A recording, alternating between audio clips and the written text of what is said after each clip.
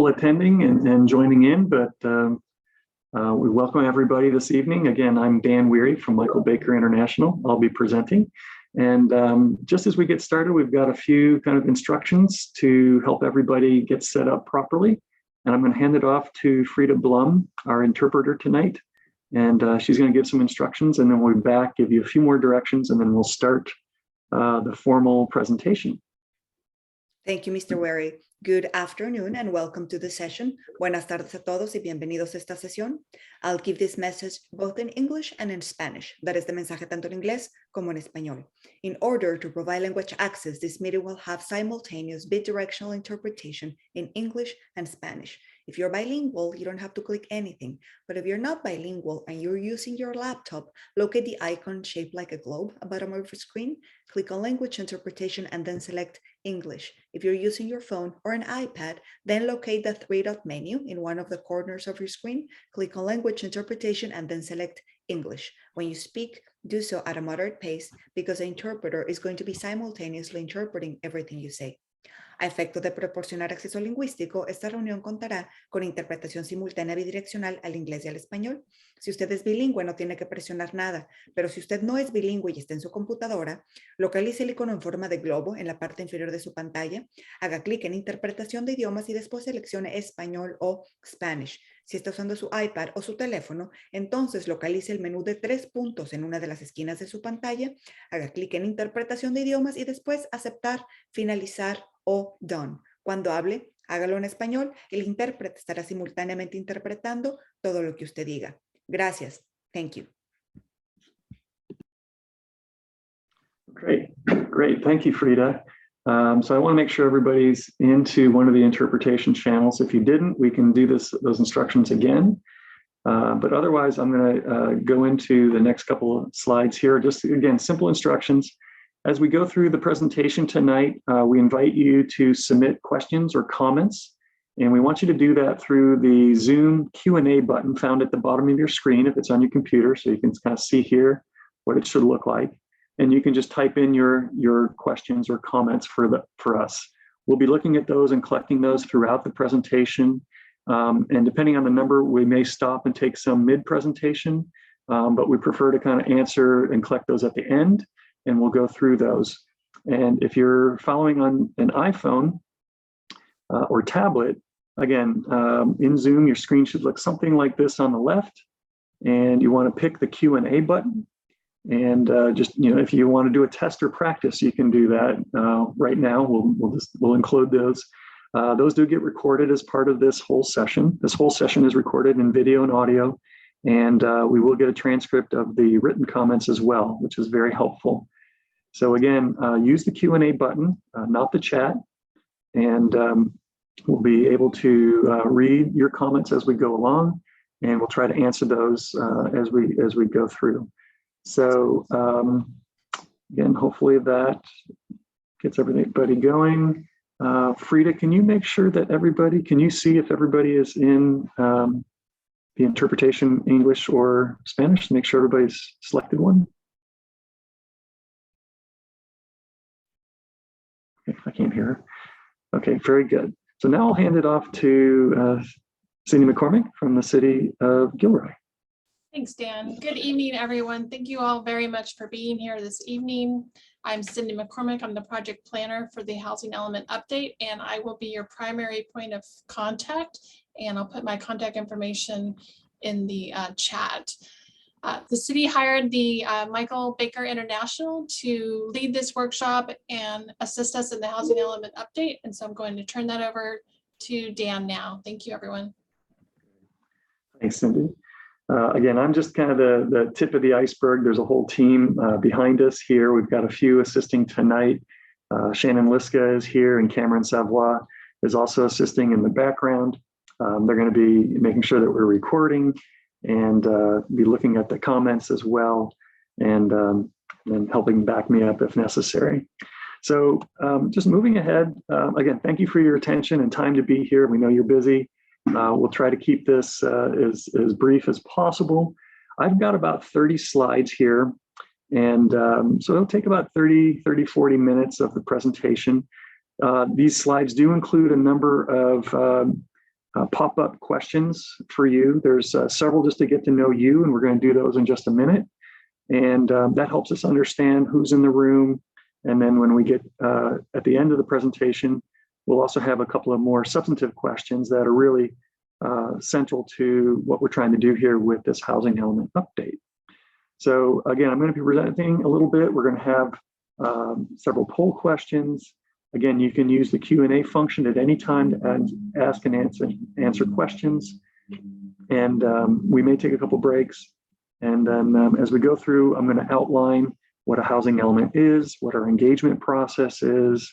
We'll get into some of the details and contents of the housing element. And then toward the end, we'll talk about the kind of overall project schedule, and we'll have an open Q&A session.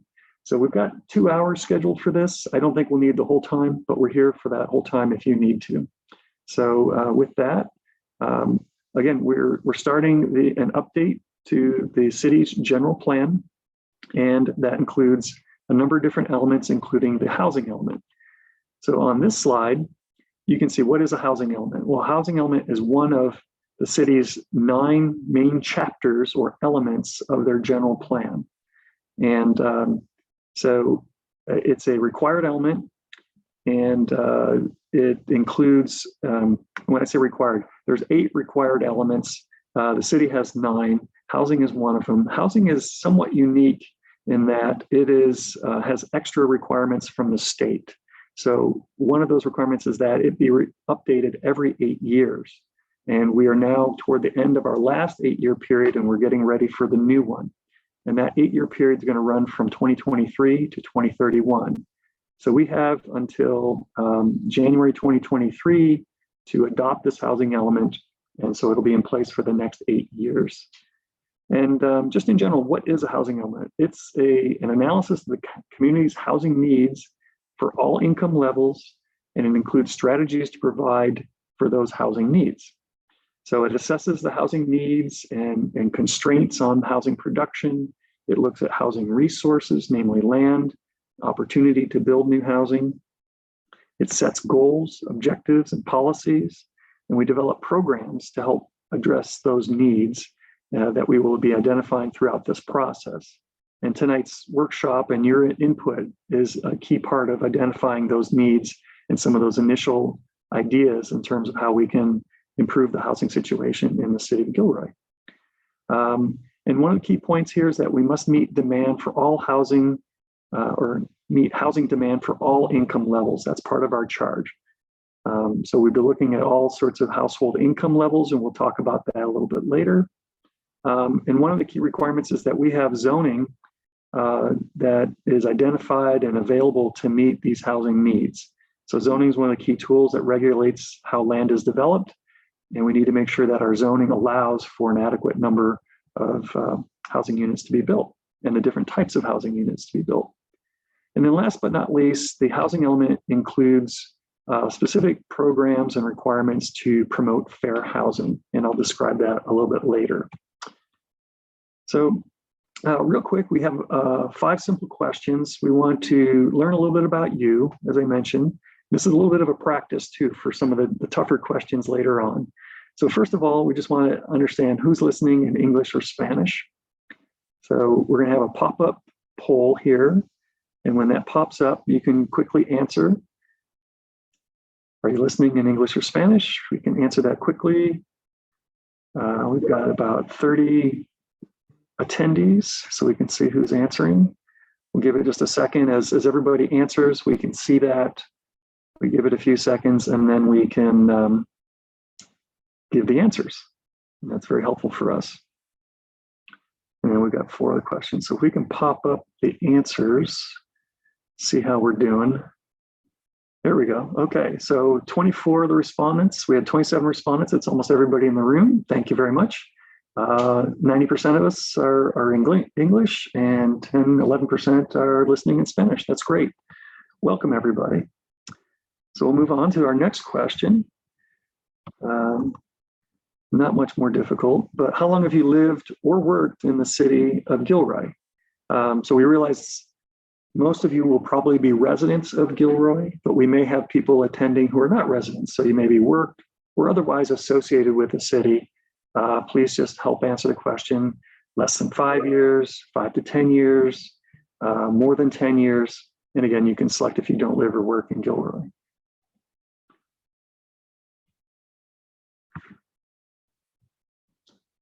And as soon as we get all the respondents in there, we'll pop up the answers.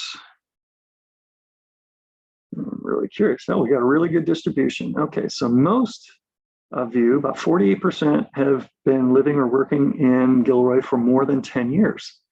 So that's great. That's actually fairly typical. It tends to be the people that have been here longer that participate in these kinds of workshops. But we've got a really good distribution of people less than 5 years and 5 to 10 years. So that's great. Welcome. And then, you know, a good number that don't live here, and we might learn a little bit more about you later. Okay, let's go a little further. Let's see. So now we just want to know a little bit more about you. We're going to get a little bit more detailed. So for those of you who live in Gilroy, are you a homeowner? Are you a renter? Perhaps you're a landlord. You could be both, actually. You could be a landlord and a renter and a homeowner. So check all that apply if it allows you. And if it's something else, that's fine too. We know we have some advocates in the room and or other interested parties, and you can note that using the Q&A button. So again, this is kind of a good practice as well. And I can see that we've got a couple of folks using the Q&A. Thank you. Marty Estrada from Community Agency and Resources and Advocacy Group says hello. Thank you, Marty.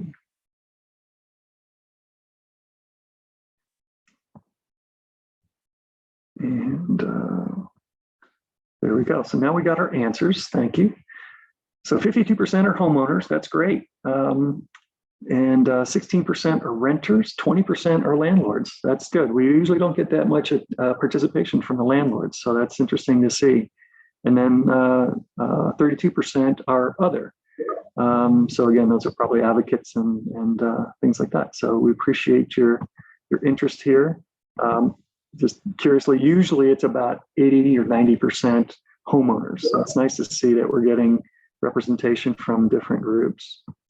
Great. So I will move on to I believe our next and last understanding our audience question. And that's just really quickly, what kind of housing do you live in? So we have a number of choices here: single family, perhaps an accessory dwelling unit, or a plex, a duplex, triplex, quadplex. Maybe you're in a condominium or an apartment building, perhaps a mobile home or some sort of assisted group or senior housing. And if there's something else, again, please use the Q&A box and you can give us your answers there. And we do have one more question after this one. So as soon as we get your answers here, appreciate this. And this is one where we usually see a lot of single family residences. So I'm curious what kind of answers we get. Distribution. Give that just another few seconds. Get your answers in there.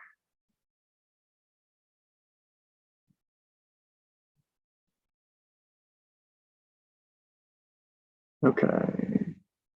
Here's our answers. There we go. Okay, 70% single family. Again, it's usually a high percentage. A good number of duplex or triplex, quadplex. That's great. Good number of condominium representatives, folks in apartments, and some others.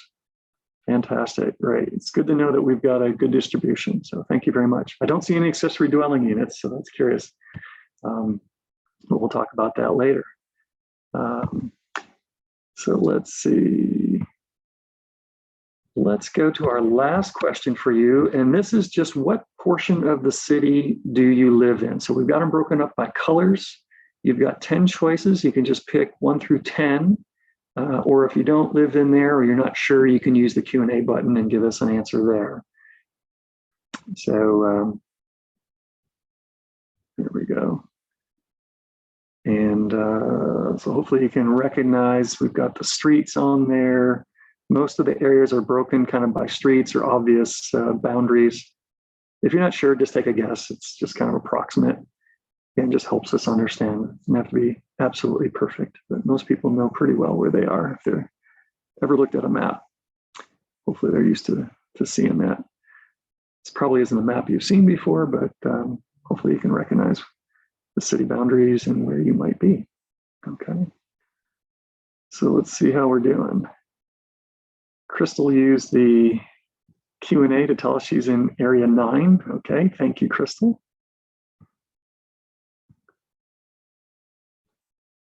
And let's see, there's our answers. Okay, great. So pretty good distribution. The majority are in areas 5 and 6.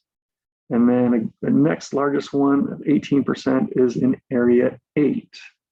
So very good. That's helpful, just kind of knowing where people are coming from and where you're living. So thank you very much. Really appreciate this. As we look at these answers, it'll help a lot. I will take a moment to kind of note that these questions are very similar to our online survey. If you haven't taken that, we encourage you to do so, and we will have a link to that very shortly. So real quick, I just want to spend a couple of minutes talking about our engagement for this process. The engagement is really important to the overall housing element process. We have a lot of data and analysis that we do in the background, but your input is very helpful and meaningful, and it helps guide the programs and the solutions that we hope to come up with and make the best housing program for the city of Gilroy. So we've got a number of different engagement activities. One is the city's website. So if you go to the city's website, you've never been there before, you can see it in a link. We'll take you there. We got a link on the next slide to it. So if you get your cameras ready, you can use the QR code and it'll take you right there. Otherwise, you can just search for the city of Gilroy and you'll eventually find the housing element update, and all sorts of information will be posted there, and we'll add more to it over time.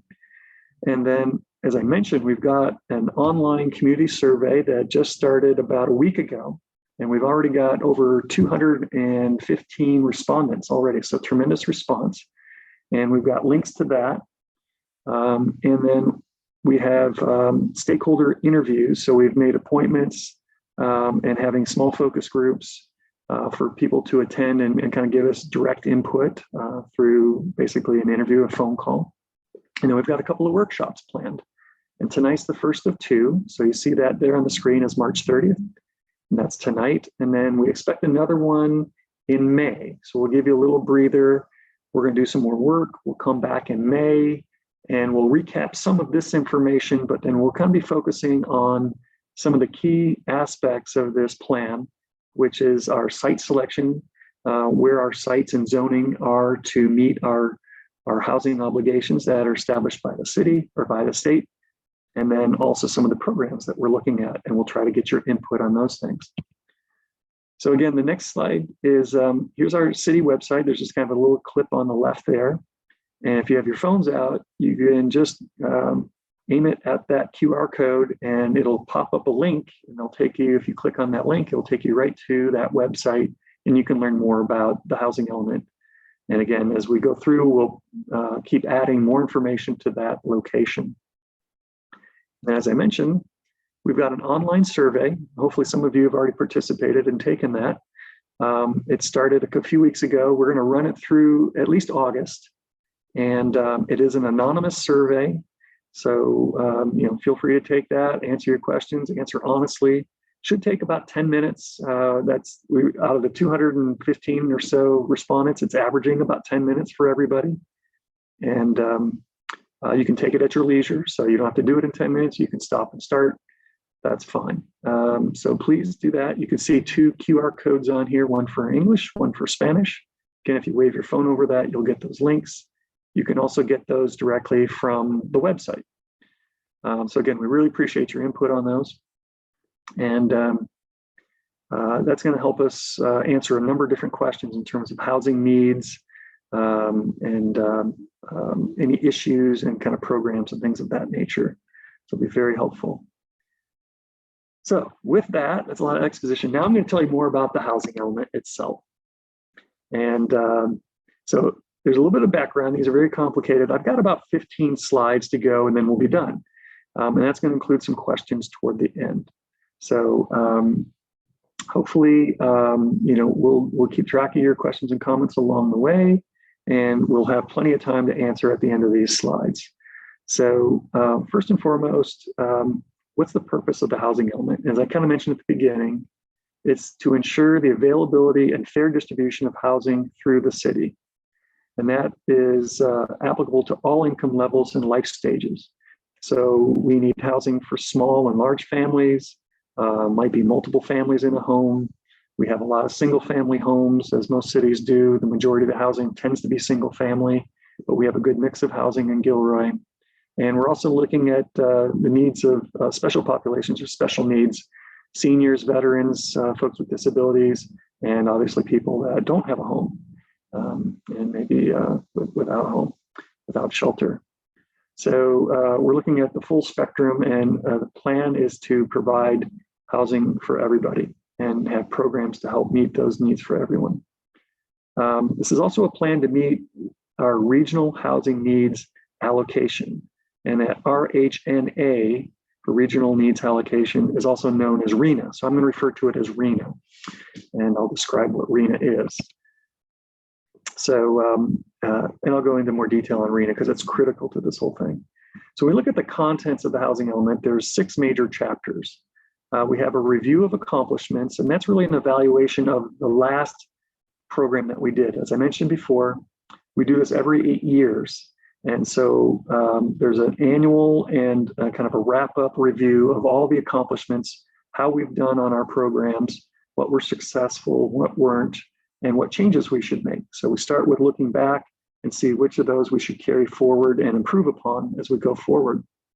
Then we have a needs assessment, and that's primarily identifying, we talk about housing needs. That's a lot of demographic information. So we look at the population, we look at the housing types, and we look at, get a really detailed understanding of what the needs are locally, and we compare that regionally to Santa Clara County and the whole Bay Area to see how Gilroy is doing, and then what we can do about those needs. Our next major chapter is housing resources, and that's really, it's kind of this key point. We talk about the RHNA, or the regional housing needs and allocation. That's a number that we have to meet. It's a target of housing units to be built at a variety of income levels over those next 8 years. And to do that, we need land, and we need land that has suitable for development and has the right zoning to accommodate the right types of and different types of housing. So that's what we call the housing resources. Then we have a relatively new section. It's getting a lot of attention. It's called the Affirmatively Furthering Fair Housing, or AFFH. It's a tongue twister, and I'm glad I got through that okay. But that's an assessment of fair housing conditions and commitment to improve those conditions. And so that gets into things like segregation, concentrations of poverty, adequate access to resources and opportunity. And so I'll explain that later. I believe we have a slide that can go into more detail. But there's a lot of charts and figures and tables on that as well. And that also feeds into the last section, which is the implementation plan. And that's really the goals and policies and specific programs to meet our housing needs. So those are the 6 main chapters and components of the housing element. I know it's a lot of information for you, but the questions that we're going to ask you are going to be relatively simple as we go forward. So as I mentioned, there's kind of a new section that's this affirmatively furthering fair housing. I just want to spend a little bit more time on that. The purpose of this is to make sure we're taking meaningful actions to combat discrimination and overcome patterns of segregation to foster inclusive communities. That's a quote, and that's from the state. So we're, over the years and decades, there's been various efforts that have led to segregation and unfair housing practices. So part of our job with this housing element is to try to correct those. So the state is requiring us to come up with very specific programs and analysis to do that. So there's a whole section dedicated to that. One of the things that we have to do is make sure that our programs have very specific recommendations. So we can't get away with just saying, well, we're going to try to do this, or we'll look into that and investigate. We have to come up with recommendations that are measurable and enforceable. So they have timelines, specific goals to get everything done. Okay. And this shouldn't be a big issue for Gilroy, but if we don't do this housing element, there are consequences. And the first ones are that we are not eligible for a variety of state funding and grants. So if we have a housing element that's adopted and it's found to be certified by the state, then we're eligible for these grants. So it's a prerequisite for state funding. If we don't adopt, then there's other penalties and fines that can come in. We can actually lose our local land use authority. The state could come in and take control over that to make sure that we're not blocking the construction of housing, but we'll actually promote it. So we're not going to get there. But the main thing is that we want to make sure we're eligible for the state funds. Okay. And then really quick, I talked about this RHNA. And again, it's the Regional Housing Needs Allocation. And this comes from the state. So the state has determined that we need several million new homes over the next 8 years. And that's from 2023 to 2031. That's our planning period. And since we're all feeling the housing crunch, we've got an 80% increase than over the last cycle at the statewide level. And then what happens is that state goal gets distributed to all of the regions across the state. And so we're in the Association of Bay Area Governments, or the Bay Area. And the Bay Area got an allocation. Out of that overall statewide goal, the Bay Area gets a piece of that. And then the Bay Area then assigns that to each county and each city. And so you see at the bottom of this slide, the ABAG, or the Bay Area region, had an allocation of 441,000 new housing units in the next 8 years. And Gilroy's share of that is 1,773. So that's a significant number. Those are significant increases for the Bay Area. As I mentioned, the state increased 80%. The Bay Area increased 135%. And Gilroy's increase was not as great. And Gilroy increased 63%. And those allocations are based on your available land, your past housing production, how well you've done, and your access to employment and transportation. So they work up a factor to determine those. And Gilroy's done quite well. And that's partially why your increase was not as great as the states or even the Bay Area region. And so this slide breaks down that RHNA.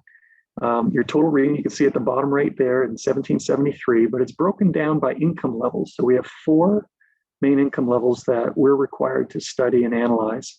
And we have goals for each of those. So the income levels on the left column there are very low income, which tends to be less than half of the area median income.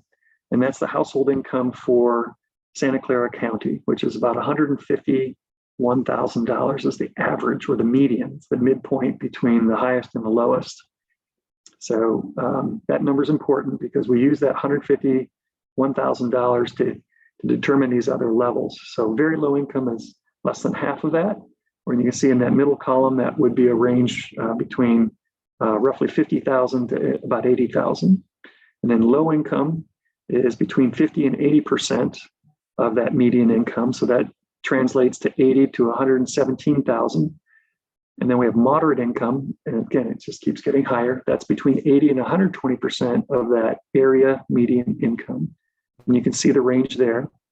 And then above moderate incomes, anything that's more than 120% of that middle point, which would in this case be about $180,000. That's for the whole household.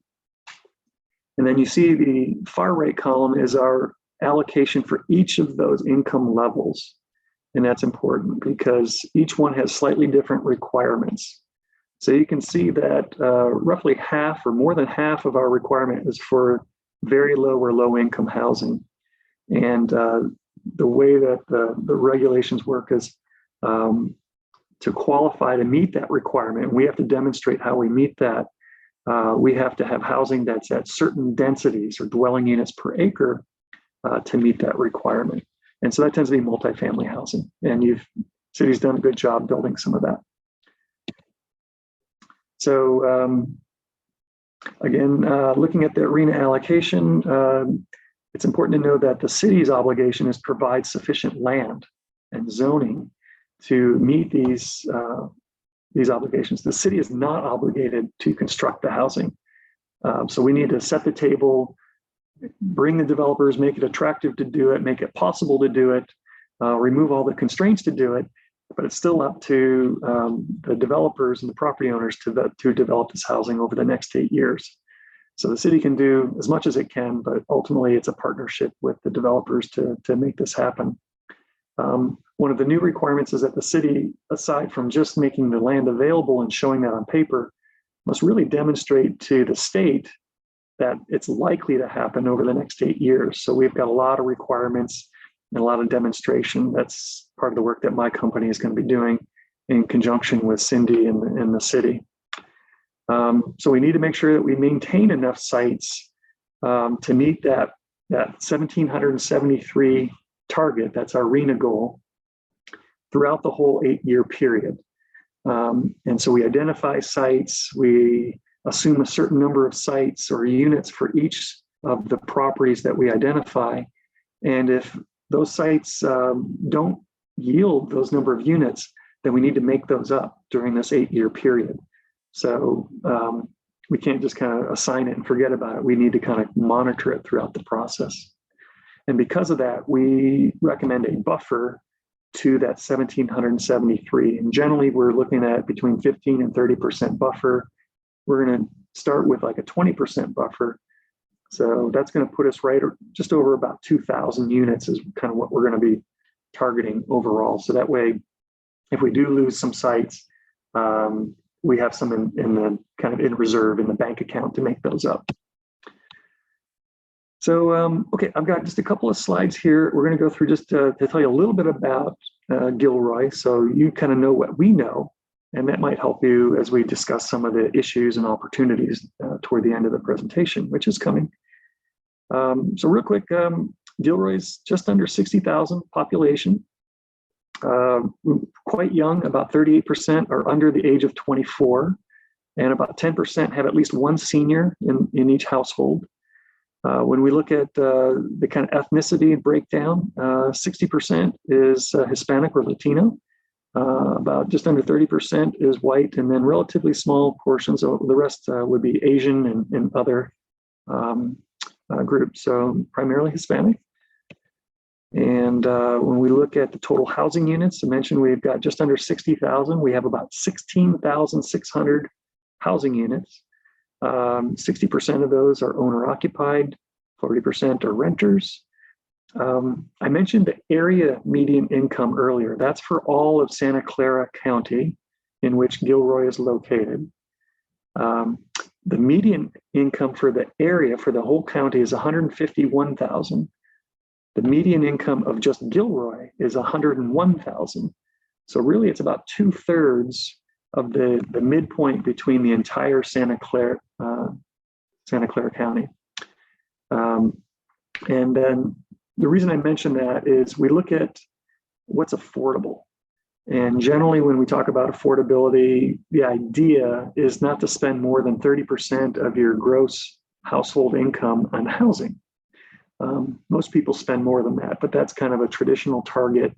And so we use that to kind of as a benchmark and measurement. And so if you have a median household income, again, that midpoint between high and low in Gilroy, would be able to afford about $300,000. Generally, it's just 3 times the amount of your household annual income. Multiply that by 3, and that's what would be comfortable under most circumstances if you were to buy a home. The next bullet here is the shocking one. The median household price in Gilroy just jumped about 20% in the last year, and it's over or about $1 million now. So this is a great representation of our housing problem. The average person in Gilroy can afford about a $300,000 home, but the average home in Gilroy is about $1 million right now. Take these numbers with a grain of salt. They will fluctuate depending on the circumstances, but needless to say, there's a big gap there, and that is our housing problem. So again, just kind of looking at a little bit more breakdown by those income levels. Looking at those income levels, this is a table that kind of shows what each of those income household levels can afford in terms of rent or purchase price. And so you can see, you know, an extremely low income can afford about $850 worth of rent, or something you could buy for $82,000 if there was anything you could buy. And you can see when you get up to the moderate level, which would be comparable to our median income, you know, a monthly rent. And these is assuming basically these incomes are household levels. Generally, this might be like a 4-person household. So you've got multiple incomes typically in your household. So you can see what you know, moderate could afford roughly $4,000 in rent, or maybe a home of $640,000. Remember, the average is $1 million now in Gilroy. And again, the median household in Gilroy, that's the green bottom line there, has a $101,600 median income, can afford comfortably a $2,100 rent, or roughly $300,000 home. So again, we represent that gap. I think we all know the benefits of a diverse housing stock, but basically it's housing for everybody. So we can have seniors can age in place or age in the same community that they've grown up with. Hopefully families can live in the same communities that they grew up with as their parents and have their children. We can provide for special needs populations, as I mentioned, you know, single-headed households or folks with disabilities, veterans, you know, any sort of special needs can be in there. And you know, again, you know, meeting our needs of our workforce. And again, just everybody can have a place to live and work in and near the city of Gilroy. So we're toward the end of the presentation here, and now this is really why we're here. We really want to see your input. Thank you for your attendance. We've got about 32 people in the room. I see that there's been some questions. We've got a couple questions for you, and then we'll have open Q&A. So our first question here is, please identify the top 3 housing issues that you believe are facing people in Gilroy. And we have the whole kind of list here. So thank you. So we have insufficient housing supply, and you can pick up to 3. Technically, you can pick more, but try to keep it to 3. That helps us prioritize. So insufficient housing supply, difficulty paying rent or meeting the mortgage or down payment. Sometimes it's just coming up with the cash to get started. Looking at a lack of suitable or needed housing types. Maybe you need a small unit. You're a single person. You just need a loft or a studio. Or maybe you've got a big family. You need room for 7 or 8 people. You know, maybe it's an extended family. We have ADA accessibility. You know, we see in some communities that some of the housing has not been maintained well. So there's some standard housing quality or lack of maintenance, and that can be an impediment or a risk. Maybe there's been housing segregation or discrimination. People don't want to rent or sell to you or to people that you know, or any particular group. That's illegal, and we want to know about that. Access to transit or commuting times is a big issue for people. You know, is their home near their work? Is it convenient? Can they get there? Maybe there's overcrowding. We've seen when housing gets so expensive that a lot of people have to double or triple up in some cases in a housing unit to meet the rent. And then obviously, if you don't have shelter, you're homeless. That's an enormous concern, and we want to know that as well. Again, if you have the Q&A, you can use that to answer anything else or provide some other comments. And we see that we are getting some good input. We appreciate that. So I know that's a lot. I'll give you a second or another minute or so to try and answer these questions. So pick 3. If you only have 1, that's okay.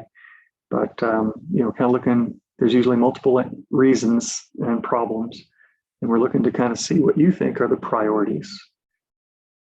So when we get near completion, we can see what kind of answers we get. That's great. Here we go. Okay, great. So it looks like our top answer, and I need to stretch this so I can see all of them because we gave you a lot of choices. So difficult paying rent, mortgage, down payment. Obviously, it's so expensive, it's hard to meet those requirements, and that's an answer that's expected, but this confirms it, it's important. Insufficient housing supply is number 2. That makes a lot of sense. If kind of supply and demand, if we had more housing, we've got more options, generally that keeps the prices down. That's one of the problems and one of the reasons we have an increased RENA statewide, region-wide, and in the city is to increase that housing production and hopefully make it more affordable. And then it looks like we've got homelessness is the next big problem, as it is everywhere, and it's just been getting worse, particularly since the pandemic has only exacerbated that and accelerated that. So yeah, 46% of you agree with that, and I know that's almost in every community. And then we see lack of suitable housing types and needs. So that's something that's important to know, and hopefully we'll learn more about that. So if there's particular problems there, you know, and you have a particular need, again, you can answer that in the Q&A. You know, what type of housing do you think is particularly needed? Is it large? Is it small? Is it maybe accessibility is necessary, or maybe there's some special services that would be helpful? You can use that Q&A button and insert that there. That's very helpful. We see accessibility, substandard housing, segregation is an issue. Access to transit is the least, so that's interesting. But again, you do have a train station, you have bus lines, so that's good. Reasonable proximity to other jobs. We do see overcrowding, and that's to be expected as well. So great, thank you. So great. I'm going to spend a little bit just to highlight some of the housing programs that are typical. Some of these already exist in Gilroy. Some are being contemplated. Some are kind of typical answers that we're looking to address a variety of issues. And as we learn more about you and the city and the region, through all the analysis we're going to do and document all that, we'll be coming up with very specific programs. But I've got 2 slides here that just kind of do this, and I'm going to ask you a question about what you think is maybe your top priorities of things that the city can do to meet some of these housing needs that you just identified. So one of the things that the city's been doing now is, particularly when they have large master planned, they have a policy called neighborhood or new neighborhood district, or ND, and that encourages compact, complete neighborhood style developments. And one of the interesting things is that it requires affordable housing to be built as part of that. So these planned developments, the city's been requiring a minimum of 15% of affordable. And that generally affordable means low and moderate income, or below that median income level. And then there's flexible design standards to accommodate that and be more enticing to developers to do that. So that's something that the city's been doing. One thing that we're considering doing, and many cities do, is to adopt an inclusionary housing ordinance. And that would be kind of that same idea, but kind of a more citywide, not just for, kind of major planned developments. And again, so 15% is kind of a common standard of if they're going to build 100 units, then 15 would be reserved at lower cost. And typically those are reserved for a long period of time, like 55 years and hopefully forever, so that they remain affordable. And if a developer can't incorporate those units within their development, we have what's called in lieu fees. And in lieu fees are basically a payment to the city instead of building that housing, and that those funds would be collected to build housing elsewhere or subsidize housing elsewhere. And so then we might have resale controls, as I mentioned. We try to reserve those for, say, 55 years, to try to keep that housing that's created as affordable as long as we can, or forever. You may have heard of density bonuses. The state has a program and a requirement that if affordable housing is provided, a density bonus is available to the developer. And it kind of offsets the cost of providing that affordable housing and provides an incentive for the developer to build more affordable housing. So the more affordable they get, the bigger the bonus that they get. So it generally ranges between bonuses of 20% up to 50% of what's otherwise permitted. And so that's required by law, and some cities can actually go beyond that and go, increase that ratio of bonus or provide other incentives. Okay, so I got one more slide here, and this is, whoops, I went too far. Some of the other things that we look at, and we look at different things that are constraints. So often, many cities, and I won't say this is Gilroy in particular, but many cities have really high parking requirements that kind of create a barrier, because the creation of parking is a big cost to each development. And some cities require so much parking and a lot of it doesn't even get used. So we'll look at that and make sure that our standards are appropriate. So that's something that we look at. If that's an issue here, let us know. Other incentives are encouraging accessory dwelling units. So that's where you might have, say, a single family house, and maybe you have you can convert or create a separate detached structure or even a unit within the main house that somebody can kind of live in independently. And those are often called granny flats or in-law units. They're often used for friends and family, or small families, individuals, sometimes teachers, firefighters, whatnot. Somebody who may just need very small place. So garages, units above a garage, or even attachment off the home are built, and we call those accessory dwelling units. Micro units, not exactly the same thing. They're just really small apartments. Full unit, but just tiny. So we've seen them as small as 200 square feet. So like a small hotel room, but you'd have a kitchen, a refrigerator, a shower, bathroom, bedroom, and maybe a little workspace. And people can get really creative with those. So that's something that can create a lot more housing, particularly for small households. Missing middle is another possible incentive. That tends to be what I call the plexes. So it's kind of not the single family, but it's not the apartment buildings. It's kind of those units that look more like a single family, but they might have 2, 3, or 4 units within something that kind of fits into kind of a single family size home, or even looks like a home. It just might have multiple units inside of it. We always look at permit processing and try to streamline the entitlement process, because that can take a lot of time and cost and risk for a developer to go through the process. So we try to be fair and equitable with developers. And then, a big thing is to make sure that when development comes in, is that we're not displacing low-income households in particular. So we don't want to lose any of our existing affordable housing or any of the people that are in need of affordable housing. So we call it displacement. And so we look at a variety of ways to make sure that people that are here aren't pushed out of the community or out of a particular area, or if there are, that there's controls and kind of protections for that. So that gets us to almost the end of our presentation, and one more poll question. And that's, what would be your top 3 programs to improve housing access or housing construction in the city of Gilroy? What can the city do to help? So we talked about price control periods. So again, if we've got affordable housing, we try to extend those as long as possible.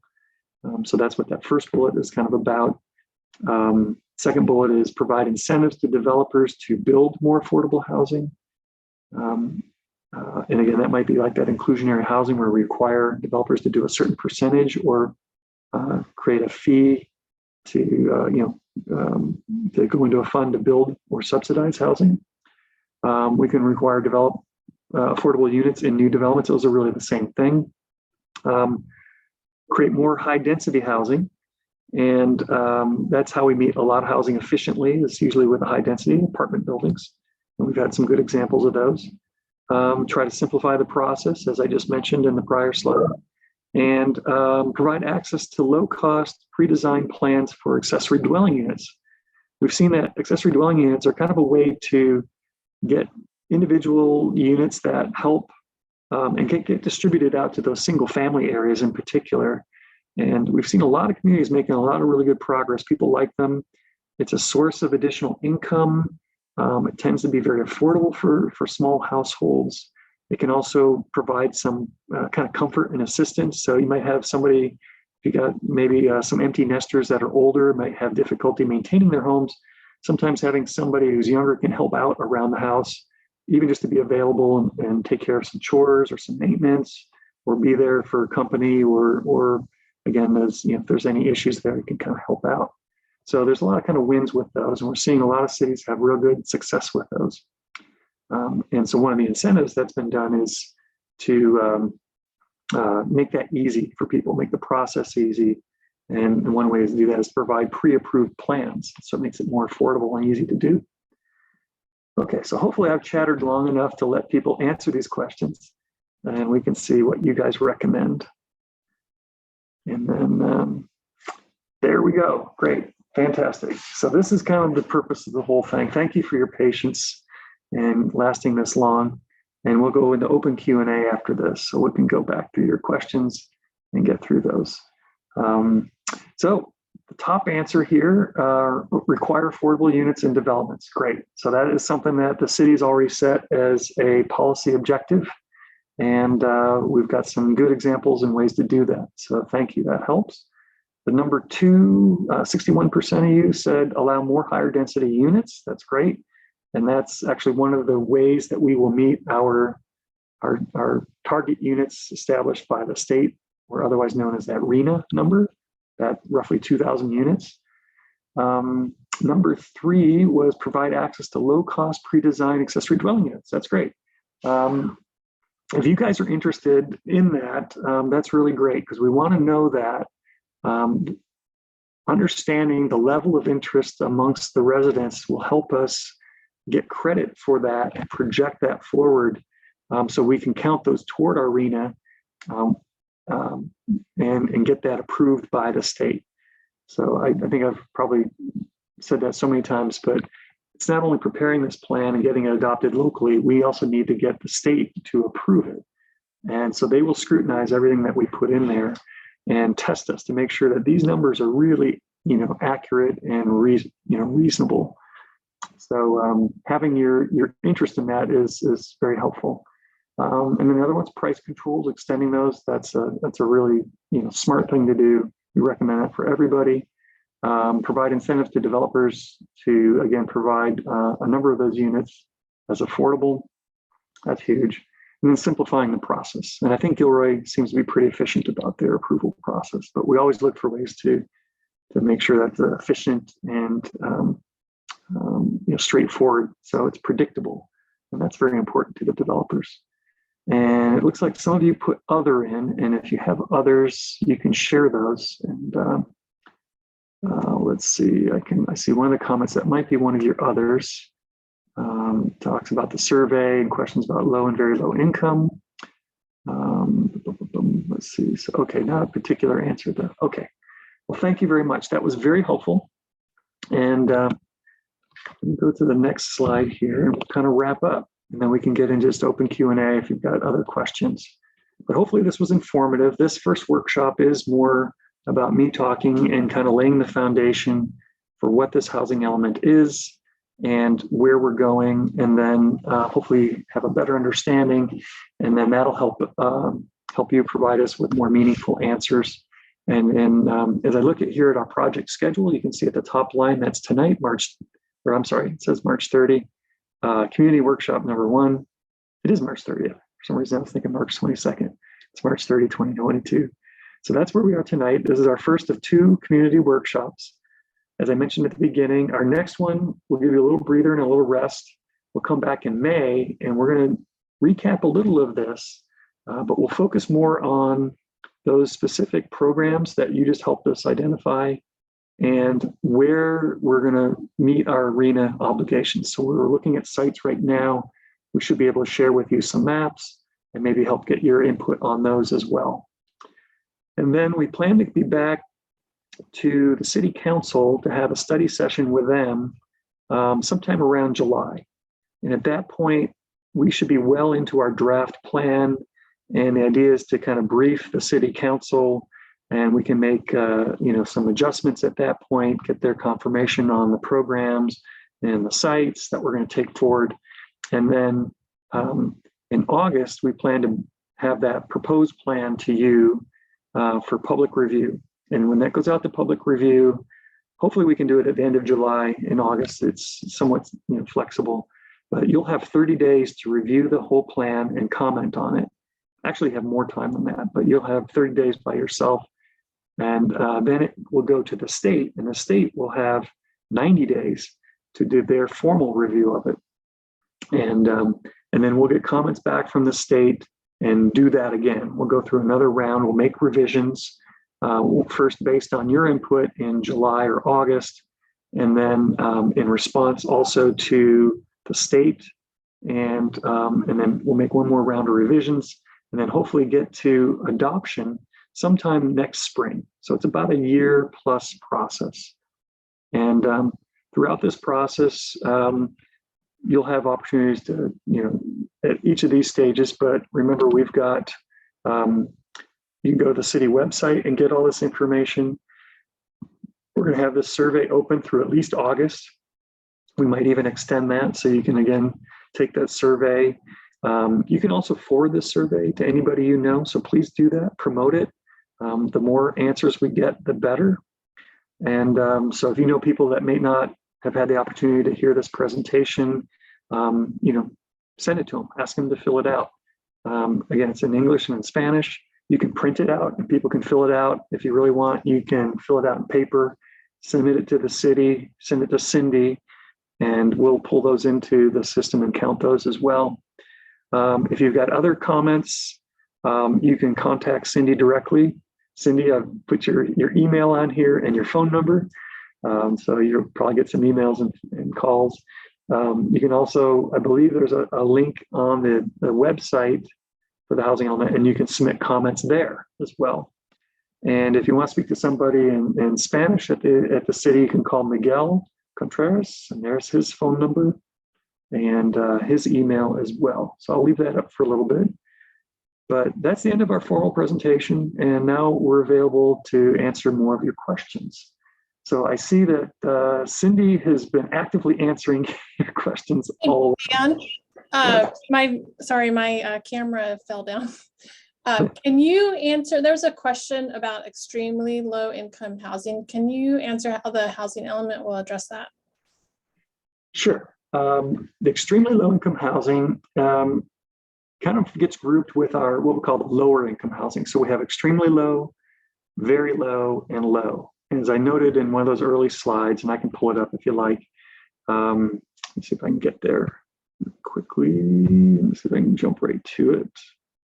Give me a second, it's back a ways. Let's see, this one should do it.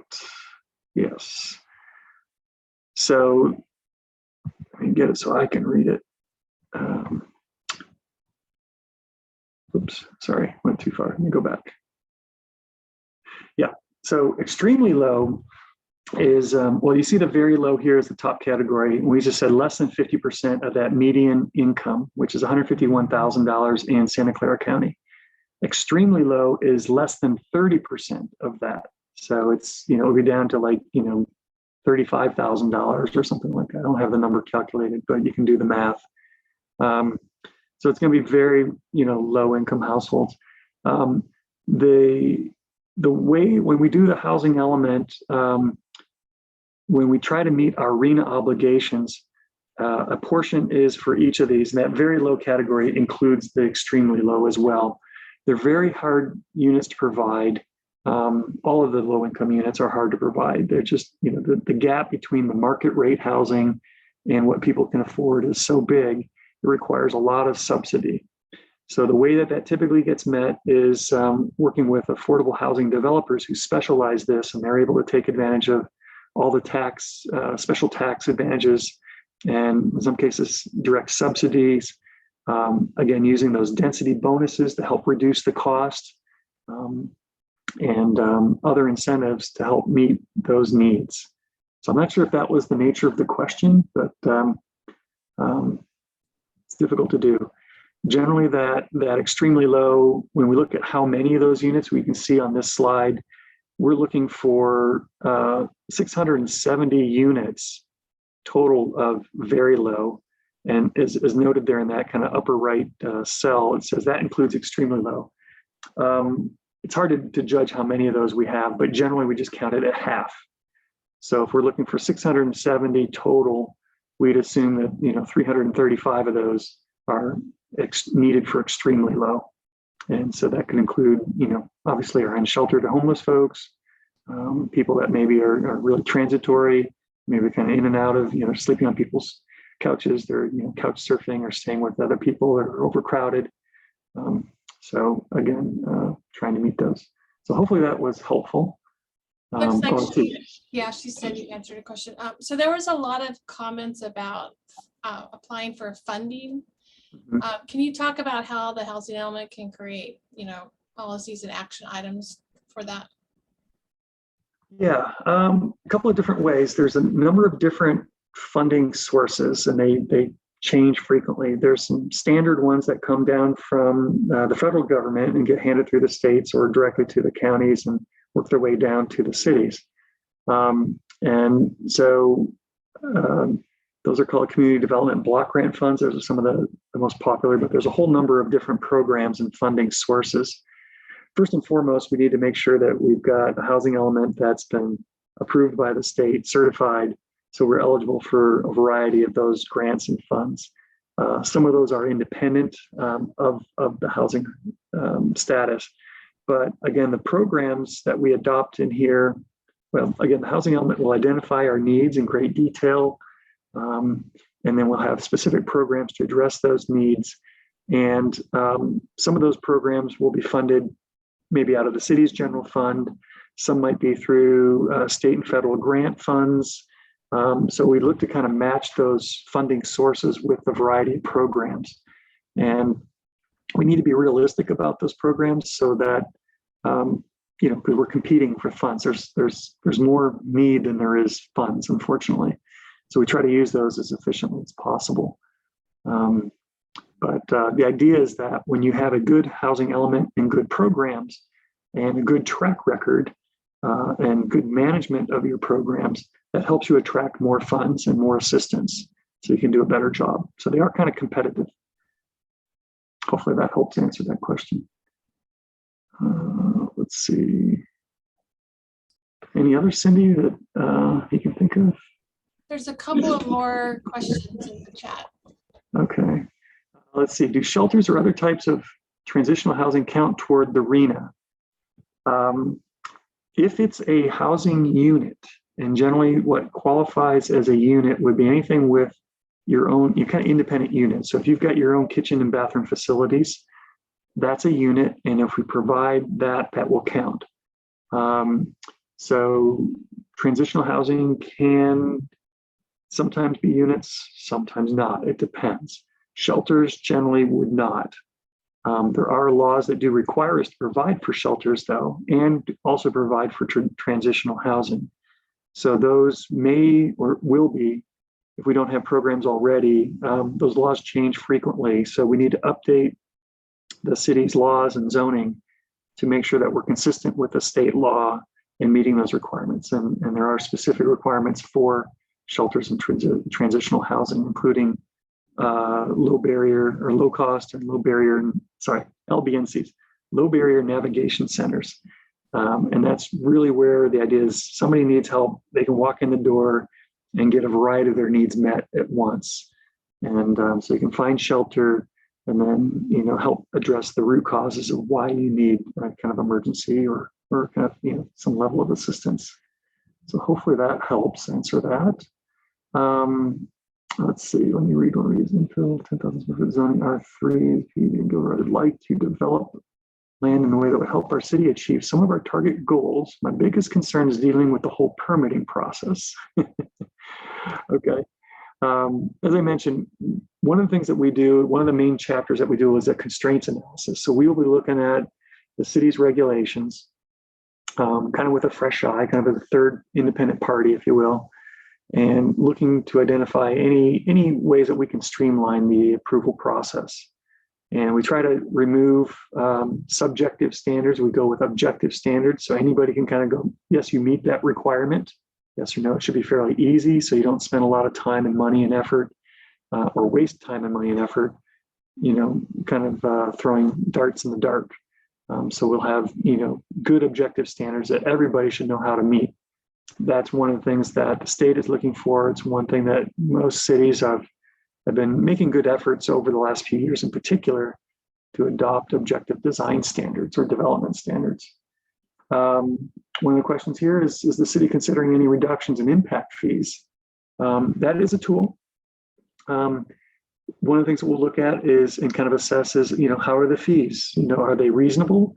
Are they excessive? Are they, are they a reasonable constraint on the production of housing? The fees are generally there to cover the city's costs. So, we're not there to make money. They're not money makers. They're really to cover the cost of doing the business. So we look to, one, make sure the business is being done efficiently. And so we'll analyze those. So if there's something that seems out of line, we'll take a look at that. Can you make it easier to get it done? That's the same answer. Yes, we are looking for anything that looks like a problem. So we look not only at the development standards, we look to make sure that those are kind of clear and certain and objective and possible. So for instance, your general plan says you can develop at 50 dwelling units per acre, but if your standards are such that you can't really ever achieve that, we'll identify that and then come up with a recommendation to fix it. So yes, we're trying to make it easier in general. So I think we answered the fee reduction. Let's see. Jane Barr is of Eden Housing, is an affordable housing developer. Great. Jane, I hope you can help us out and build some more affordable housing. And if you've got some particular recommendations, we'd love to hear from you. That's great. Let's see. I own rental housing with a granny flat in another city. They're advancing a program to make illegal units legally qualify so they can count them toward the RENA numbers. Would the city of Gilroy consider this? Yes. Well, I can't say affirmatively, but I can say a lot of cities are doing that. And generally, it's better to have them legal and make sure they're getting the proper inspections. They're not a fire hazard or anything like that. We're not overloading outlets or the infrastructure systems. So it's better to do that and make them legal. So some cities have kind of provided a grace period to encourage people to come in and get them up to code and make them legal. And if we do that, we can count those toward our RENA obligations. So that's good. And we can count up to 25% of our lower income RENA obligations. So again, I think that was almost 1,000 units. Maybe it's more than 1,000 units. So we could count 250 existing units, kind of converting. If we're able to kind of convert and count those, that would be great. I don't know if there's that many out there, but in general, it's a good idea to provide some sort of amnesty. That's typically how many cities have approached that, provide kind of a grace period or an amnesty period. So there's no penalty, come in, get them up to code, get them on the books, make sure that they're safe, and then they're physically and operated safely. So that is an approach. So let's see, how can we, as a community housing system programs, assist those in leadership positions to fast track building affordable housing, particularly for the disabled community?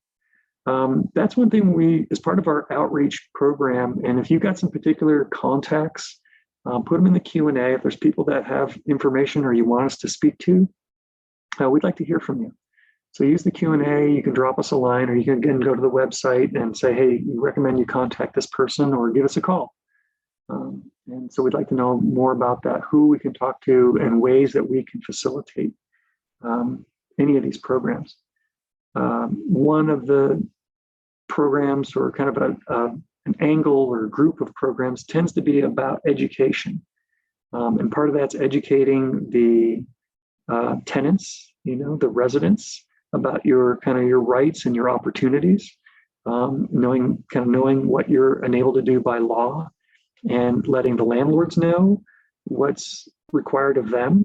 So making sure everybody kind of understands are on the same footing, so that landlords can't deny you if you've got a housing voucher. They used to be able to and say, no, we don't accept vouchers, done. They can no longer do that. So they have to accept vouchers like any other money.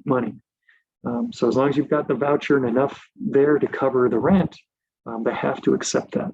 So most developers or renters or landlords will know that, but some don't. And so we can have a program to remind everybody so that they know that they can't do that. They can't reject people with vouchers illegally. So that's kind of an example that maybe there can be some education and can, effectively be assistance. Just one way to do it. I'm not sure if that's really what you had in mind. This is Adriana. But if there's something else, then certainly contact us. Let's see. We've got another comment here. Will we be allowed to make a prepared statement this meeting regarding previously held meetings held by a diverse group of South County leaders concerned about homelessness and affordable housing? We may be able to open this up if we've got time here. I want to get through some of the written comments first. And make sure everybody else has a chance to comment. So we may be able to take some verbal comments later on. So let's hold that one for now. And because we've got a number of open questions I'm trying to work through here. Let me go to the top of the list. Start below. Okay. I think we're done with that one. I'm trying to check some of these off. Thank you for your patience. I think we've done that one. Let's see. Thank you for the presentation. Well, you're welcome. As a homeowner, we value Gilroy's diversity, racially, ethnically, socioeconomically, politically. I really hope that we will prioritize ensuring low-income and working families so they can always be a part of our community. Gilroy should be a place that someone can realize the American dream by working hard, raising a family, and be able to own a home. Opportunities not only for affordable rental, but also for affordable home ownership will be critical. Thank you. That's a really nice point. And I think we all kind of agree with that.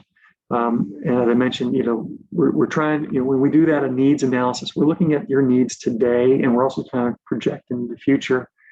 But we're trying to make sure that everybody is accounted for. That is our responsibility with this housing element, is to look at the needs of everybody and to try to do our best to meet the needs of everybody. It's a tough challenge, but we're doing our best. And so again, we'll be preparing, and there are existing housing programs. We'll be evaluating those, and trying to improve upon those and maybe add a lot of new ones. So, but I appreciate the comments about affordable home ownership as well as rental. And there's a number of different ways that we can do that as well. One of those actually is the ADUs. The state's recently adopted laws allow for homes to build additional dwelling units and or even split a single family lot, and can allow separate ownership as well. So that's one way that we can actually increase the ownership as well. But typically we're looking at the higher density stuff, and that would be ownership opportunities and maybe condominium ownership. So that's a good way to do it. So one of the questions, has the city thought about creating a housing bond to pay for affordable housing? I would kind of defer to Cindy or maybe some others. We might have to get back to you on that. I'm not sure about the past considerations of the city, but some cities have proposed or considered creating a separate kind of bond or funding mechanisms. Typically what's done is, again, these in lieu of fees, and they create a receiving party. It can be the city. Sometimes maybe they work with a third party developer, affordable housing developer, that would receive these funds and build affordable housing with funds. But there's a number of different funding mechanisms. So I'm not sure if that answers your question about bonds in particular. If you've got some particular information, technical method, we'd love to hear it. So you can answer that or submit that later. Appreciate that. Let's see, here's a long one. Let's see if I can get to this. 91% of Gilroy adults with disabilities live at home with aging parents or in segregated licensed care facilities, but not by choice, but because of lack of deeply affordable housing opportunities. This affects a lot of people. As we saw in tonight's presentation, the median income significantly lower. We're significantly lower than the county. Let's see. So the question is, the city needs to develop policies and programs to create affordable housing at affordable levels to specifically promote development at deeper levels of affordability. Yeah, and again, we've got a requirement of over 670 units at the very low or extremely low levels. And then there's another 385, and this is just our target. As I mentioned before, we also kind of have to add a buffer to that. So we're looking at, over 1,000 units that would be at 80% or less than that median income. And it's the county median income. So that's, roughly $100,000 and less. And again, all the way down to maybe no income. So I agree. It's definitely one of the goals. It's definitely one of the requirements. And the state will be looking to see how we answer that very issue. So it's not just up to us. The state is also kind of a backstop on this, and a pretty significant one at that. Let's see, to promote integration, you should ask developers to include a preference for special needs. And that can be cognitive or social functioning, other disabilities. So again, as I just mentioned, the state has a requirement. We need to specifically look at the needs for other disabilities and how we can meet that. So yeah, and if you know of any programs and have any particular specific recommendations, let us know. There are ways to provide some incentives to do that. Let's see, so hopefully that answers that. Is supportive housing for homeless part of this plan? It is a requirement. There's a new state law that, I forget when it was adopted, but it's recent in the last couple of years, that we have to have provisions for supportive and transitional housing. And so there's a definition of that, and there are specific requirements for that. So this is housing that includes resources for medical needs, mental health, good public transportation. Yes, so there can be a whole variety of supportive housing. And there's a range of support that can be provided. That's kind of, again, like I mentioned, the low barrier navigation centers, they provide support. But again, this would be housing that would be more of like typically it's often called permanent supportive housing. And so you could set up this with, it's housing that's there, but you would have on-site services typically, and kind of management on-site able to provide people. And sometimes it's, helping people with job interview skills or just helping them learn how to, pay their rent and balance their books. Sometimes that's what, got them in trouble maybe in the first place, or they need help with that going forward. And hopefully we work people out of the supportive housing and into, permanent unsupportive housing. So that's important.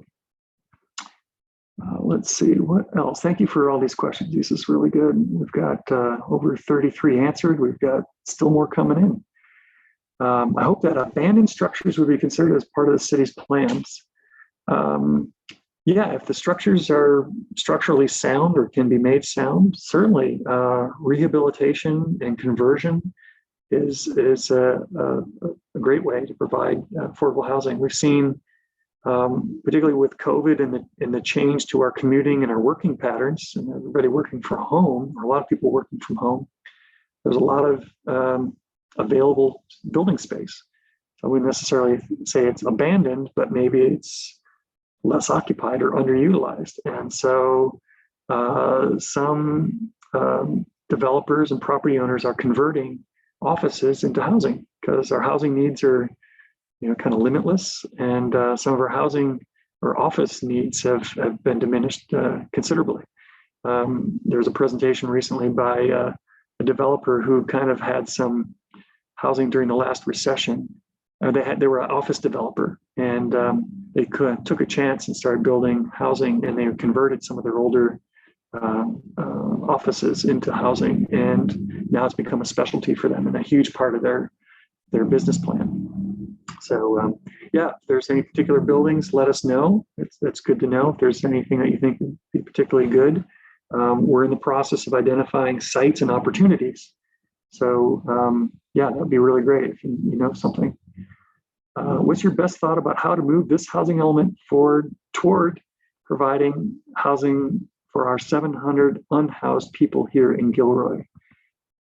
Yeah, it's a huge challenge, and every city's struggling with it. Some have been more successful than others, but it's very complicated because there's so many reasons that people are unhoused or homeless. Some have there's the mental health issues. They've got substance abuse issues. Some have developed mental health and substance abuse issues because they've been homeless.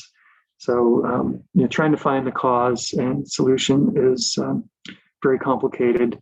And one of the things that we will be doing is looking to a number of the folks that specialize in this, and making sure that we're kind of looking at it holistically and have programs that will support whatever the city can be doing, and then also supporting folks in different organizations and making sure that we're spending the limited resources most efficiently. So, boy, I don't have an answer for you. That's something I can answer tonight. That's super complicated. We could spend hours alone on that, if not much longer. I wish I knew. I wish I had the silver bullet, but unfortunately, it's going to be a package of all sorts of approaches to get that done, and it kind of depends on the particular needs of the area and the people that have those needs, and it varies. Let's see. The city could work with nonprofits and developers to build CDCs, community development corporations, to fill extremely low housing numbers. This would offer many services needed as well. Yeah, I was kind of thinking about that when we had the question about bonds. It reminded me of some other questions, similar comments and questions we've had elsewhere. And so yeah, it's something worth considering for sure. If it's going to be efficient and getting it done. And I have seen a lot of cities that do team with affordable housing developers. So it's kind of the same idea as you can create a whole separate corporation and you're going to have people that specialize in it. When often it's kind of just teaming up with the right folks. So it could be kind of a public-private partnership, if you will. It can work the same way. So much to the same goal.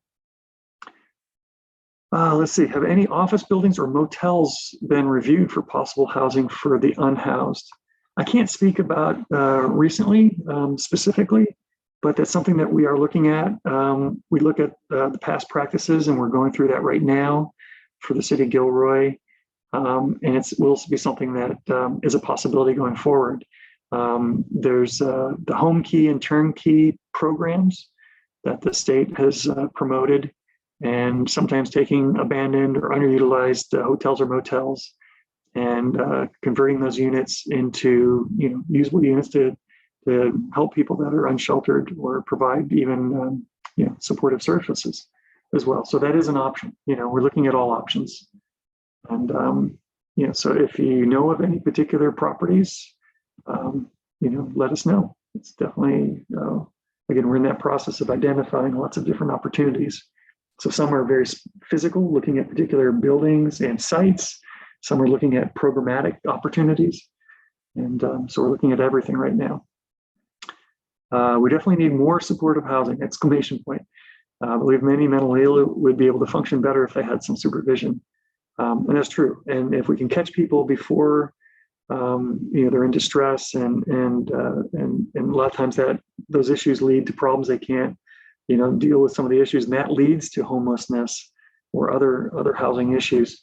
We want to that could be avoided, and it's so much more cost effective if we can catch people before they become homeless, right? It's so much more difficult and costly to deal with all the other problems, that occur because people are unsheltered. So agree. I'll be looking at that. Oh, we answered this one. That's good. Okay. Well, good. You guys have been great. We've got lots of comments. I hope this has been informative. And keep it open for. Oh, I was going to say a couple more comments here. See if they come in. How come cities like Woodside are doing away with their SB 9 housing, citing mountain lion habitat? Well, they can't get away with that. I'm not going to worry about the other cities if they're trying to play games, and kind of avoid their responsibilities. That's not going to end well. I did have a slide earlier about the consequences of not adopting your housing element. There's also consequences of not only not adopting your housing element, but even after you adopt your housing element, you need to. They want to see that performance. I mentioned those very objective standards and goals with timelines and quantifiable objectives. So we can say we want to reach 100 people by the third quarter of 2023 to do maybe an engagement or an educational program. And so we want to be able to check those off. And we can say, yeah, did we meet 100 people? No, we met 79 or we met 150. Great. So, fantastic. We did it, ahead of time. Fantastic. And maybe if that was so successful, we might do it again. So again, the state is going to be looking to enforce these housing elements, and they've set up a whole enforcement arm, which is entirely new. And so cities that aren't kind of meeting their obligations or kind of trying to play games with, considering themselves, special habitat and get out of their obligations, it's not going to end well. So I don't think we're going to have that problem here. Let's see. So most folks are not Gilroy. Let's see. Sorry, I got to read some of these. Oh, okay. So here's a question. I guess this gets to kind of an issue about meeting our local needs. This is kind of the issue with homelessness. It's a kind of a transit and mobile group, and people do come in from out of town and move around for a variety of reasons. A number of studies have shown that most of the local homeless are local for one reason or another. They lived or worked here previously before losing their shelter. However, I'm answering the question of SER. One thing that some cities do is kind of create priorities. So, hey, we see our obligations and we're doing our best to meet our obligations. And we're going to prioritize people who live and work in the city of Gilroy or any other city. And so that's a tool, that's an opportunity to kind of make sure you're taking care of the folks that may have more vested in Gilroy, contributed to Gilroy over time. So great, hopefully that helps. Can you share those studies? Those studies that should be shared here, the opposite. I'm not sure which study we're talking about. Oh, about the homeless and their origins. Yeah, let me see if I can come up with that. We'll see. I'm sure if you Google, you probably can kind of find it, and it varies. But I know I've seen some of those and seen that reported as well. Let's see. Oh, okay. Gilroy studies do not show that. Okay, so it sounds like you've got people that are coming here for some other reason or coming from elsewhere. Okay, again, understood. Let's see. So thank you for your comments. That's great. It looks like we've kind of met the end. I think people are probably getting tired and hungry, tired of listening to me. But again, thank you so much for your attention tonight. We had a good number of participants. You stuck through most of it. Almost all of you attended throughout the session. That's great. I know this can be a dry subject, but it is, most people have a personal experience with it, right? And so thank you for your contributions. It will make a difference. We do record all these comments. We're recording this session. I will kind of close with that. let me go to our last slide again, just to kind of remind people that, again, this session and our other sessions are recorded. They will be posted on the city's website. So if you want to see this again, if you learned something or you don't remember something, you can go back and listen to it.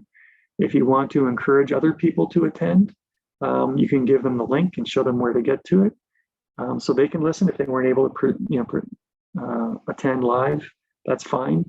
And again, if you've got comments and questions that come up later, you can submit those through the other comments in the survey. So certainly take the survey, or you can go to the website and submit your questions and suggestions there, or you can contact Cindy. Her email's on the bottom of this slide. If you want to speak to Miguel, he'll also take your comments as well. So we've got a lot of different ways for you to participate and contribute, and we appreciate and value your contributions. And again, these get collected and will contribute to and be part of this housing element. So again, really appreciate it, and thank you. So it looks like I think we're out of comments. Great, thanks so much. Hope you got something out of this, and we look forward to you seeing you in the future sessions. Again, we'll probably be back in May.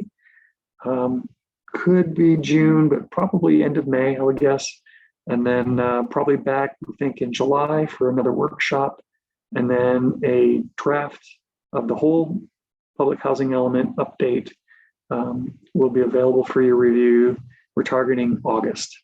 And again, you'll have 30 days to review that. So share with your friends and folks, and we look forward to your future comments. And with that, I'll give it another 10 seconds or so, and then I think we'll close it down for tonight. Thank you so much. Okay, good night, everybody. Thank you.